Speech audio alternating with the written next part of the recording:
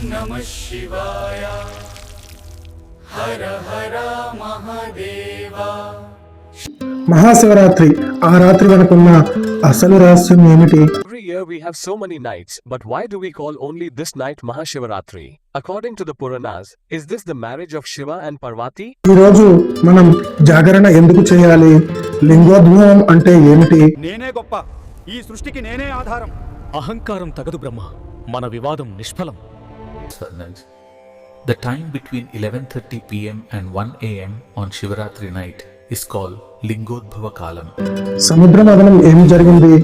నమస్కారం, అందరికీ మహాశివరాత్రి శుభాకాంక్షలు.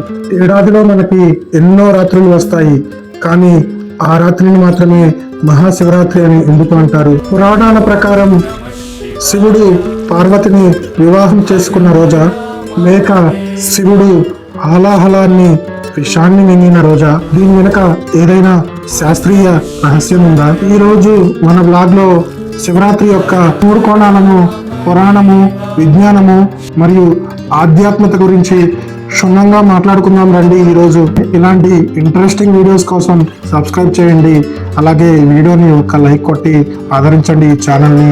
మరిన్ని మంచి వీడియోస్ ఈ ఛానల్లో వస్తాయి, డైలీ ఒక వీడియో. శివరాత్రి గురించి ప్రధానంగా 3 కథలు ప్రాచుర్యంలో ఉన్నాయి. మొదటిది లింగోద్భవం.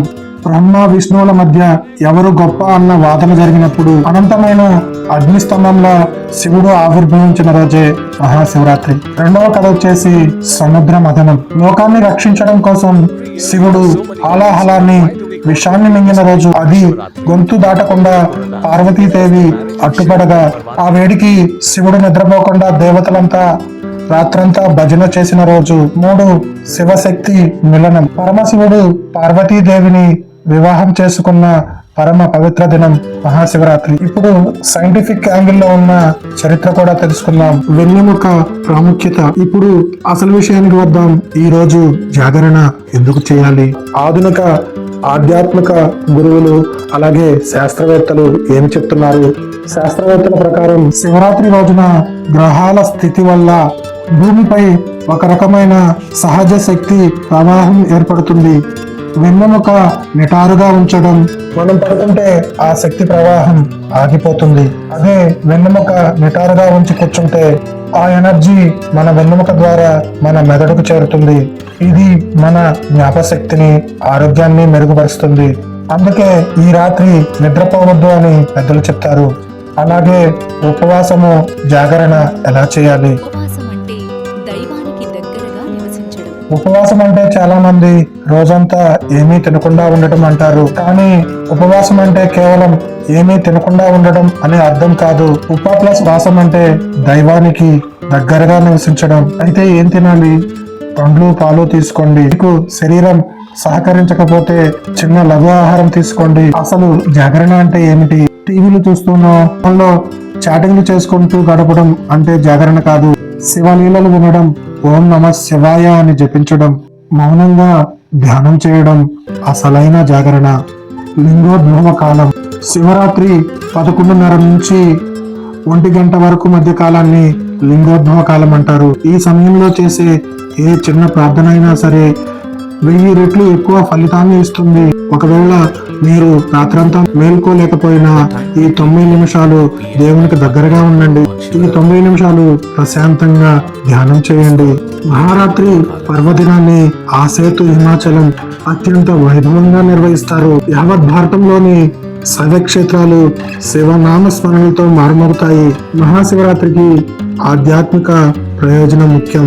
చలికి వేడికి మధ్య వచ్చే ఈ పర్వదినం ఒక విధమైన సంధ్య. సూర్యోపాసన. మాఘమాసంలో సూర్యమండల అంతర్వర్తి అయిన పరంజ్యోతిని శివునిగా భావించి ఆరాధించడం ప్రధానం. మనలోని పరమాత్మను ధ్యానించడమే శివారాధన. అంతర్ముఖత్వానికి సంకేతమే ఈ రాత్రి. సత్యాన్ని మరవకుండా నిలబడమే ఈ జాగరణ. ఇంద్రియ చపలత్వాన్ని నిగ్రహించడమే ఉపవాసం. సద్భావనలతో పరమాత్మను ఆరాధించడమే అభిషేకం. అదేవిధంగా సోదరి నివేదిత ఏ ఒక్కరిని నిరాకరించక అందరినీ సేవింపచేసేవాడు, అందరినీ స్వీకరించేవాడు శివుడు అని పలికింది. మనము పనికిరావు అనుకున్న సర్పాలను, బూడిదను ప్రేమగా స్వీకరించే సర్వసముడు పరమశివుడు. నిరాడంబరత, జ్ఞానం అనే దివ్య భావాలు శివమూర్తిలో స్మరిస్తాయి. శివరాత్రి వేళ ఒక్కసారిగా పుణ్య నదులు, పుణ్యక్షేత్రాలు శివనామస్మరణలతో మారుమోగుతాయి.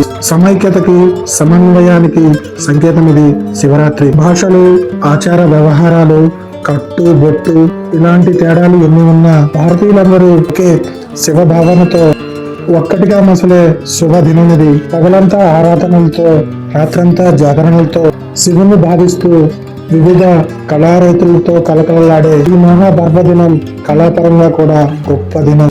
త్యాగానికి ముందుండేవాడు పాలకుడు.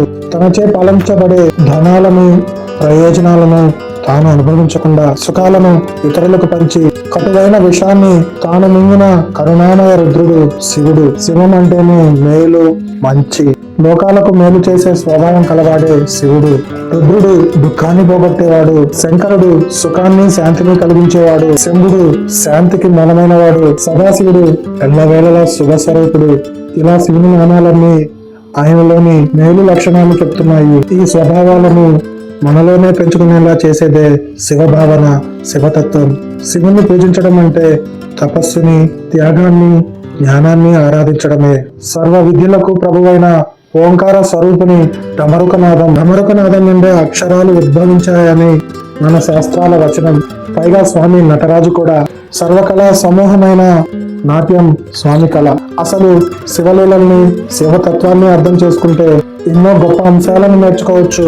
దేవదానవులు క్షీరసాగర మననం చేసినప్పుడు ముందుగా పుట్టింది ఆలాహల విషం. దానిని మింగి కంఠంలో ఉంచి కాపాడినవాడు శివుడు. ఆ తర్వాత పాలకరని నవించగా ఎన్నో రత్నాలు, విలువైన వస్తువులు లభించాయి. వాటిని మాత్రం దేవదానవులే పంచుకున్నారు. అవేవి శివుడు స్వీకరించలేదు, ఆశించలేదు. ఈ లీల ద్వారా జగత్ పాలకుడైన శివుడు పాలకులు ఎలా ఉండాలో బోధించాడు. ఓంకార స్వరూపుడు శివుడు, భోలా శంకరుడు శివుడు. అతడు భక్త సులభుడు, భక్తుల పాలిట కల్పవృక్షం. సాకార నిరాకార స్వరూపాలతో సాక్షాత్కరించే దైవం. నిర్గుణ నిరోకారాపోసన ద్వారా జ్ఞాన మోక్షము అందించేవాడు శివుడు. మహాశివరాత్రి అంటే కేవలం పండుగ మాత్రమే కాదు, అది మనలో ఉన్న శివతత్వాన్ని మేల్కొల్పే రోజు. ఆ భోలా శంకరుడు మనందరికీ మంచి ఆలోచనలను, మంచి ప్రవర్తనను ఇవ్వాలని కోరుకుందాం. ఈ సమాచారం మీకు నచ్చితే మీ స్నేహితులకు షేర్ చేయండి. మరి మీరు ఈ శివరాత్రి రోజు ఎలా గడపబోతున్నారు? మీ ప్లాన్స్ ఏంటో కామెంట్ లో రాయండి. అలాగే మన ఛానల్ ని సబ్స్క్రైబ్ చేసుకోవడం మర్చిపోకండి. ఇది ఈ రోజు శివరాత్రి స్పెషల్ వీడియో. ఈ వీడియో మీకు నచ్చిందని ఆశిస్తున్నాను. ఓం నమ శివాయ. హర హర మహాదేవ. శంభో శంకర. ఓం నమ శివాయ. ఓం నమ శివాయ. మరొక మంచి ఆసక్తికరమైన వీడియోలో కలుద్దాం. This is Kristaks YouTube channel. నా పేరు కృష్ణ.